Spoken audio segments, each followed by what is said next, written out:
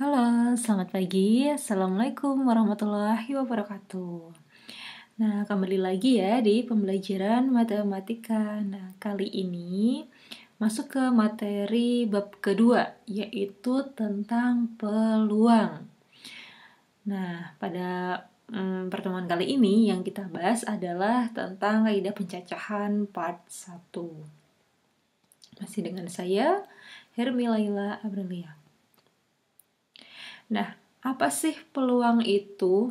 Nah, sebelum masuk ke pengertian peluang, nah kita mau ngomongin dulu nih tentang peta konsep yang nantinya akan kita pelajari gitu. Nah, jadi di materi peluang ini nanti kita akan belajar tentang kaidah pencacahan sebelum kita masuk ke pencarian peluang itu sendiri gitu. Nah, di kaidah pencacahan ini nanti ada beberapa hal. Yang pertama ada aturan pengisian tempat, aturan penjumlahan, aturan berkalian, kemudian ada permutasi dan kombinasi. Nah, kemudian di permutasi ini nanti, ini tuh ada 3 hal. Pembatasan unsur, siklik, dan perulangan. Nah, tentunya kalian masih asing semua ya dengan hal ini gitu. Mungkin kalau dulu di kelas 9, kalian juga pernah belajar tentang peluang gitu, tapi itu hanya secara dasar aja, beberapa hal aja tentang peluang beberapa kejadian aja gitu. Nah, kalau di sini nanti akan lebih kompleks. Oke, seperti apa? Nah, oke. Peluang. Apa sih yang dimaksud dengan peluang gitu? Kan dalam sehari-hari kita juga udah sering dengar ya kata-kata peluang gitu. Oke, jadi peluang itu adalah ya kebolehjadian, nah atau dikenal juga dengan probabilitas. Nah, berasal dari kata Inggris probably ya. Nah, jadi bisa disebut dengan probabilitas. Yaitu adalah cara untuk mengungkapkan pengetahuan atau kepercayaan bahwa suatu kejadian akan berlaku atau juga yang telah terjadi. Nah, kemudian peluang ini pun erat juga hubungannya dengan kegiatan sehari-hari seperti yang saya bilang tadi. Contohnya seperti apa gitu. Nah, contohnya kayak berapa persen peluang seseorang akan lulus sekolah gitu. Atau berapa persen seseorang akan memperoleh pekerjaan. Atau peluang majunya suatu usaha gitu. Atau bangkrutnya suatu usaha juga bisa. Nah, kemudian peluang turun hujan atau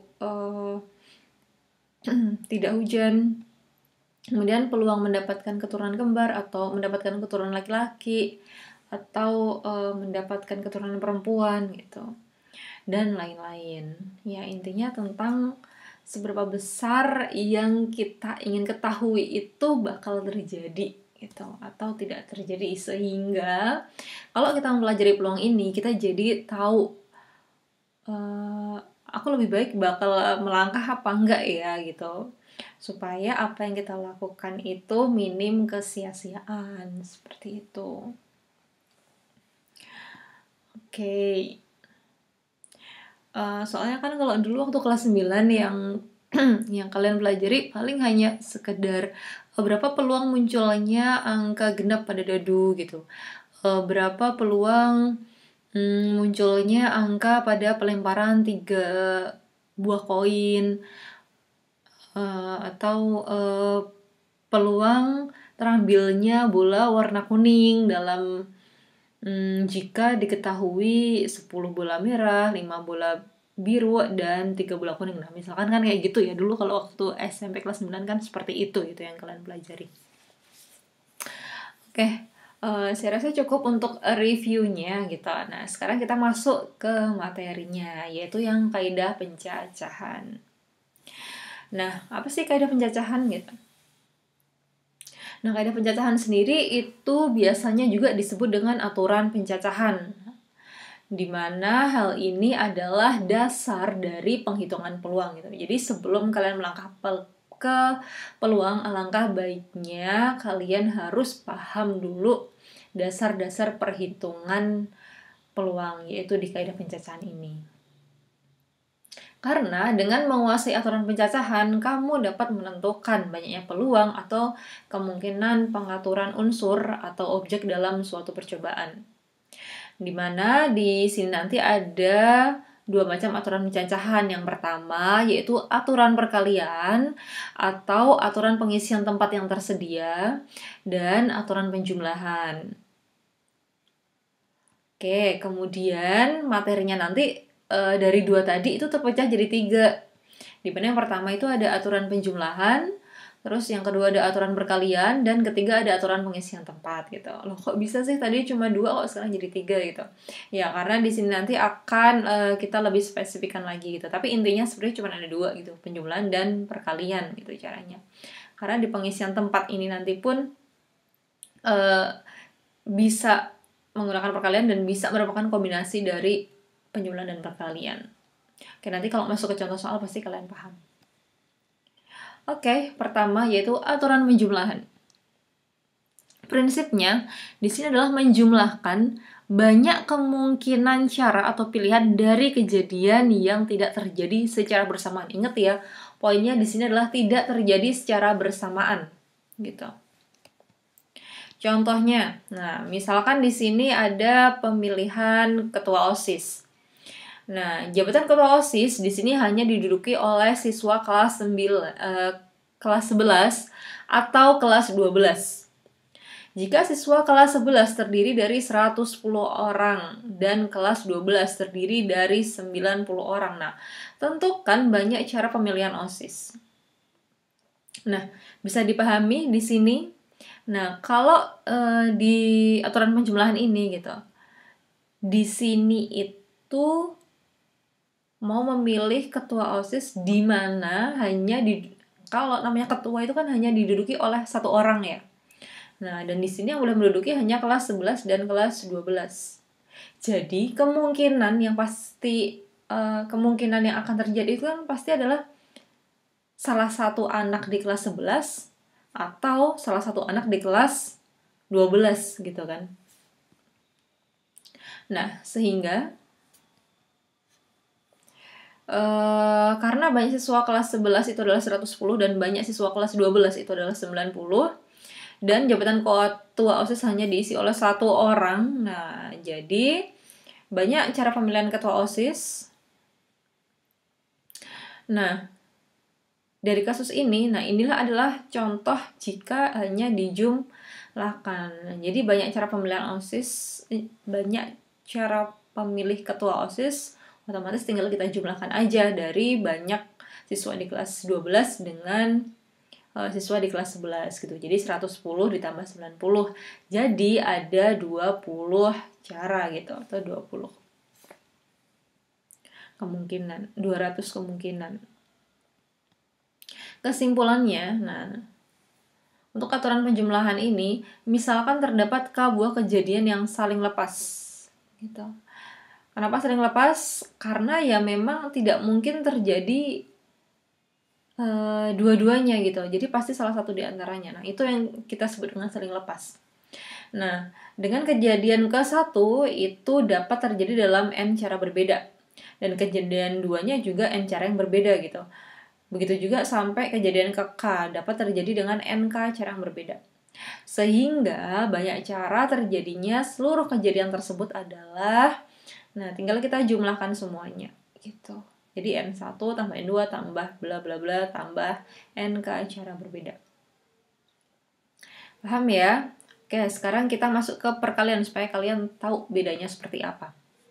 Nah, aturan perkalian. Nah, prinsipnya di sini adalah mengalihkan banyaknya kemungkinan cara pilihan dari setiap kejadian yang terjadi secara bersamaan. Ingat ya, yang ini terjadi secara bersamaan. Contohnya nih. Nah, di sini ada SMA Bhinneka Karya 2 Boyolali. Nah, berhasil memperoleh 5 siswa sebagai calon peserta Olimpiade Matematika dan 3 siswa sebagai peserta Olimpiade Fisika. Oke, nah sekolah akan mengutus 1 siswa untuk setiap mata pelajaran. Nah, calon peserta juga hanya diperbolehkan fokus pada salah satu mata pelajaran.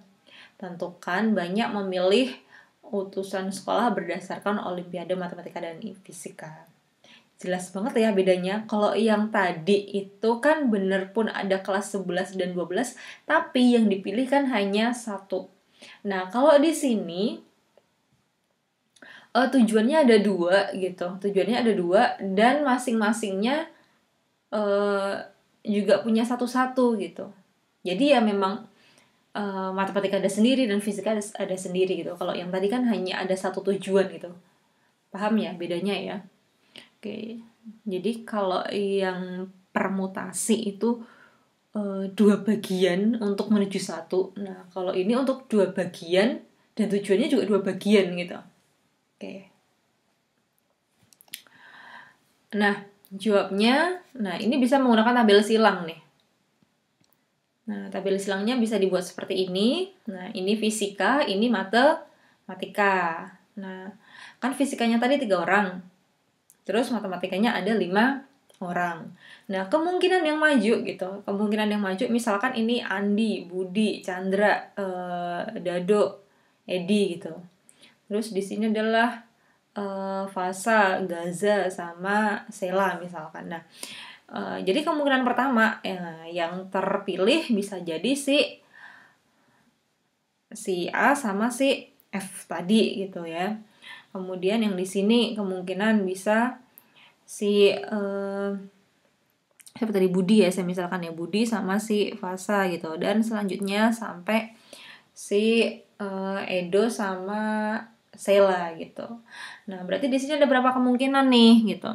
Kita hitung ya, 1, 2, 3, 4, 5. Nah, 5-nya kali 3 ada 15 kemungkinan gitu.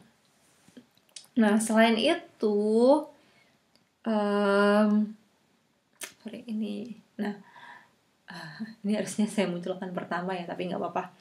Nah, cara yang kedua, kita bisa langsung mengalihkan saja gitu. Jadi banyak matematika kan 5 orang, terus banyak fisikanya 3. Jadi tinggal bisa kita kalikan 5 kali 3.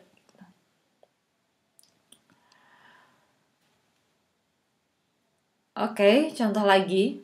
Nah, seorang ahli gizi di sini menyusun menu makan siang dan makan malam. Nah, ingat ya, makan siang dan makan malam untuk pasien penderita MAH di sebuah rumah sakit. Nah, setiap menu di sini harus berisi satu macam karbohidrat, protein hewani, protein nabati, sayur, dan buah. Makanan berkarbohidrat yang disediakan adalah nasi putih. Kemudian protein hewaninya adalah sup ayam dan sup ikan. Protein nabatinya adalah tempe bacem dan tahu mendoan. Sayurnya kangkung dan toge. Buahnya adalah pepaya dan semangka. Nah, tentukan banyak cara menyusun menu makanan tersebut. Nah, ini juga bisa kita bikin ada 2 langkah gitu. Oke, yang pertama kita bisa pakai diagram panah. Kemudian yang kedua kita bisa pakai perkalian juga. Kenapa? Karena di sini terdiri dari banyak tujuan yang dimana satu-satu gitu. Nah, contohnya gini nih. Nah, kan berdasarkan soal, berarti kan tadi macam karbohidratnya ada 1, yaitu si nasi putih. Kemudian protein hewaninya ada berapa? 2, ya kan, sup ayam dan sup ikan. Yang protein nabatinya ada 2 juga, tempe bacem dan tahu mendoan. Kemudian sayur ada 2, yaitu kangkung dan toge. Buah ada 2, yaitu pepaya dan semangka. Nah, sehingga bisa kita susun kayak gini nih. Nah, ini nasi. Terus tadi protein, sup ayam sama sup ikan gitu. Kemudian nabatinya ada tempe bacem sama tahu mendoan. Oke. Nah, jadi karena masing-masing harus ada si nabatinya ini gitu ya, maka yang dipanah ini pun juga ada nabatinya gitu. Nah, kemudian sayur tadi kangkung dan toge, berarti masing-masing ini juga kita kasih kangkung dan toge nih, kangkung toge, kangkung toge, kangkung toge gitu. Nah, kemudian setelah kita kasih sayur gitu, nah terakhir kita kasih buah, dimana buahnya tadi kan ada 2 tuh. Oke, pepaya, semangka. Nah, kita pasangkan juga nih masing-masing ini dengan pepaya semangka. Sehingga, nah, kita hitung nih di sini. Yang pertama, nih, ada nasi putih, sup ayam, tempe bacem, kangkung, dan pepaya. Itu kemungkinan pertama yang diperoleh. Kemudian yang kedua, jelas nasi putih, sup ayam, tempe bacem, kangkung. Nah, tapi dengan buah semangka. Kemudian kemungkinan ketiga, nah, nasi putih, sup ayam, kemudian tempe bacem, tauge dengan buah pepaya. Nah, dan selanjutnya. Nah, selanjutnya semua kita urutkan sampai yang terakhir, yaitu adalah si nasi putih, sup ikan, kemudian tahu mendoan, tauge, dan semangka. Nah, berarti ada berapa kemungkinan di sini? Ada berapa susunan yang mungkin itu dari menu yang disediakan? Oke, jelas di sini ada 16. Jadi, banyak cara menyusun menu, yaitu ada 16 cara. Ingat ya, tadi 1, ini 2, 2, 2, 2. Oke, jadi rumusnya gimana? Nah, jadi sederhananya gini, karena karbohidratnya 1, hewani 2, protein 2, sayur 2, dan buah 2, maka, nah tinggal kita kalikan aja sih sebenarnya. 1 kali 2 kali 2 kali 2 kali 2, sehingga dapatnya 16. Gitu, jadi secara penjabaran seperti itu gitu penjelasan. Oke, kesimpulannya. Nah, untuk aturan perkalian, misal terdapat buah kejadian yang saling bebas. Ingat ya, kalau di aturan penjumlahan tadi kan saling lepas. Oke, karena keduanya itu menuju satu tujuan yang sama. Dan kalau di sini itu saling bebas. Oke. Nah, jadi kejadian 1 dapat terjadi dalam N cara, kejadian kedua terjadi dalam N2 cara, sampai kejadian ke K itu terjadi dalam NK cara berbeda. Sehingga banyak cara terjadinya seluruh kejadian tersebut itu adalah ya dikalikan N1 kali N2 kali bla bla bla kali NK cara berbeda. Oke, saya harap kalian sangat paham di sini ya, sudah bisa membedakan kan antara yang aturan penjumlahan dengan aturan perkalian. Oke, lanjut sekarang kita masuk ke aturan pengisian tempat. Nah, prinsipnya persoalan aturan perkalian umumnya tuh berkaitan dengan cara penyusunan objek atau unsur pada tempat atau posisi yang berbeda. Sebagai contoh, susunan angka yang menunjukkan bilangan tertentu, susunan huruf yang membentuk suatu kata, dan sebagainya. Contoh nih. Nah, dari angka 1, 2, 3, 4, 5, 6, 7, ini mau disusun bilangan genap yang terdiri atas 3 angka yang berbeda. Nah, sehingga banyaknya bilangan genap yang tersusun berapa, gitu. Oke.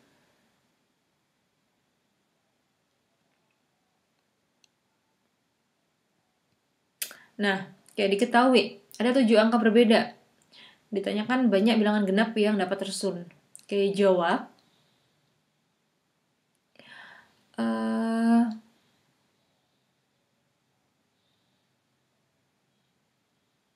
Oke, tadi kan bilangan yang disusun terdiri dari 3 angka ya. Karena 3 angka, berarti kan kalau 3 angka tuh kan ratusan, puluhan, sama satuan gitu kan. Tapi karena angkanya berbeda, maka angka yang sudah digunakan itu kan berarti nggak boleh digunakan lagi. Oleh karena itu, kalau bilangannya genap gitu, jadi di sini kan yang ditanyain genap ya.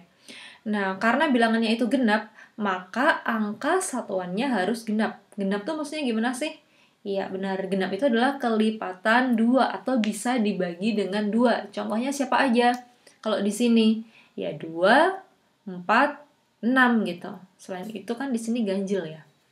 Nah, kemudian dengan demikian pengisian tempat harus dimulai dari satuan, puluhan, baru yang ratusan gitu. Jadi jangan kebalik. Nah, untuk jelasnya kayak gini nih. Nah, ada satuan, puluhan, dan ratusan. Oke, kita masuk dulu ke satuan. Nah, untuk satuan berarti yang mungkin hanya 3, karena genapnya hanya 3 angka gitu. Puluhan. Nah, di sini kan ada 7 angka nih. Nah, 7 angka, tapi kan sudah dipakai 1. Kenapa? Karena kan di sini syaratnya tadi nggak boleh berulang angkanya. Nah, sehingga puluhannya adalah 6. Terus ratusannya, karena ada 7 dan udah dipakai 2, maka otomatis tinggal 5. Oke. Nah, terus bagaimana kalau misalkan kan ini tadi yang ditanyain nggak boleh dengan angka yang berbeda ya gitu. Tapi kalau angkanya boleh sama gimana? Ya kalau angkanya boleh sama dengan ketentuan genap gitu, berarti di sini tetap 3. Terus puluhannya berarti tetap 7 dan ratusannya juga tetap 7. Nah, kayak gitu. Nah, tapi kalau nggak ada aturan genap gitu, berapa bilangan yang dapat disusun dari 3 angka tersebut gitu. Nah, misalkan hanya kayak gitu. Misalkan hanya 3 angka aja tanpa embel-embel tanpa embel-embel nggak boleh pengulangan dan tanpa embel-embel bukan genap ya. Berarti ya kita ngisinya semua angkanya gitu. Satuannya juga 7, puluhannya 7, dan ratusannya 7 gitu. Oke, paham kan sampai di sini gitu. Nah, terus bagaimana kalau tanyain 4 angka gitu? Nah, berarti kan kalau 4 angka itu kan adalah ribuan ya. Nah, berarti kalau untuk ribuan nanti kalian tambah 1 kolom di sini lagi. Gitu.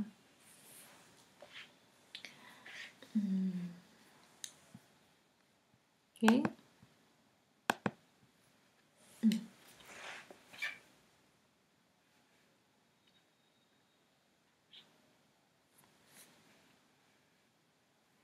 Nah,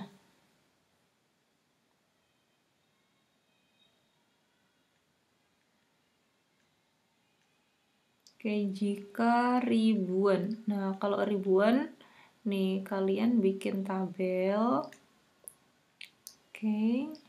Ups.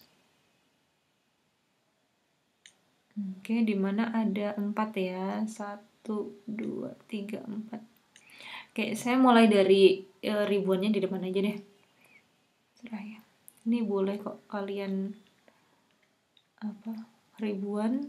Oke, kemudian yang ini ratusan ya. Ratus.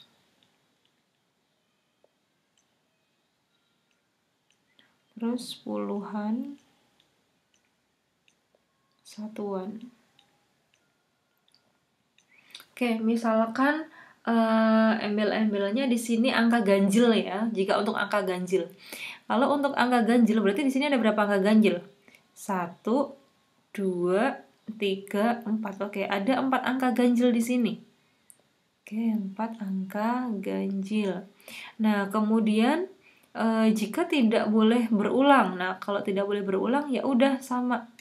Ini tinggal kita kurangi 1 dari 7. Berarti tinggal 6. Nah, oke. Kemudian yang ratusan. Nah, yang ratusan berarti dari 7 karena udah dipakai 2, berarti tinggal berapa?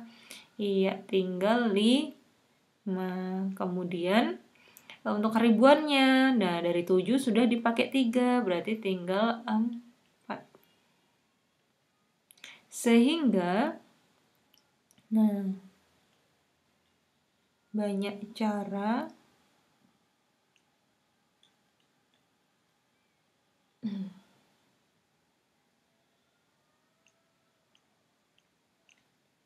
sama dengan, nah ini tinggal kita kalikan 4 kali 5 kali 6 kali 4. Nah, 4 kali 5 20, 20 kali 6 120,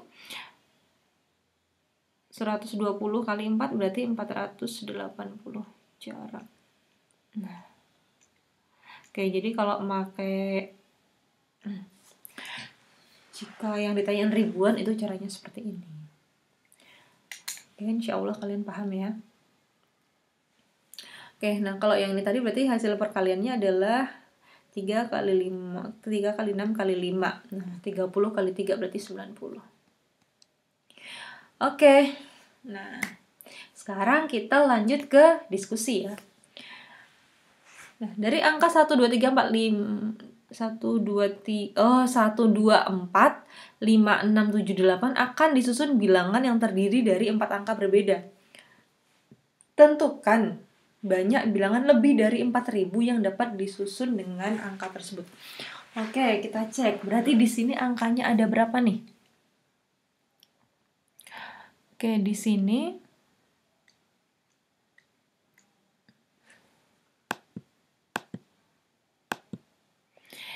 angkanya, oke, angkanya totalnya ada 1, 2, 3, 4, 5, 6, 7. Oke, angkanya di sini juga ada 7. Nah, mau disusun 4 angka yang berbeda. Oke, kita susun 4 angka. Berarti kita bikin kotaknya ini ada 4. 1, 2, 3, 4. Oke. Kemudian bilangannya lebih dari 4.000 ya. Nah, karena 4.000 berarti kita patokannya di sini dulu nih, 1.000. Aduh, ini tulisannya jelek ya. Apa ya?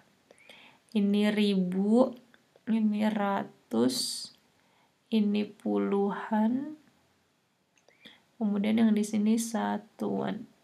Oke. Nah, kalau lebih dari 4.000 itu berarti depannya berapa? Oke. 4, 5, 4, 5, 6, 7, dan 8 ya. Oke, berarti ada 1, 2, 3, 4, 5. Oke, berarti ada 5 angka. Nah, loh, kok lebih dari 4.000 4-nya ikut gitu? Kenapa ya? Karena di sini tuh nggak ada angka 0 gitu. Kalau nggak ada angka 0 kan otomatis berapapun angka di belakangnya 4 ini nanti gitu kan. Nah, itu kan pasti udah lebih dari 4.000 gitu. Misalkan dia isinya 4.100, 4 kemudian disusul dengan angka 1, berarti udah 4.100, itu juga udah lebih dari 4.000 kan gitu. Sehingga di sini ketika lebih dari 4.000 maka si 4-nya juga kita hitung. 1, 2, 3, 4, 5. Oke, ada 5 angka ya. Nah, kemudian di sini untuk bilangan akhirnya nggak ada ketentuan ya, mau dia prima, mau dia ganjil atau dia genap kan nggak ada gitu. Oke, jadi kita ngisinya dari depan aja.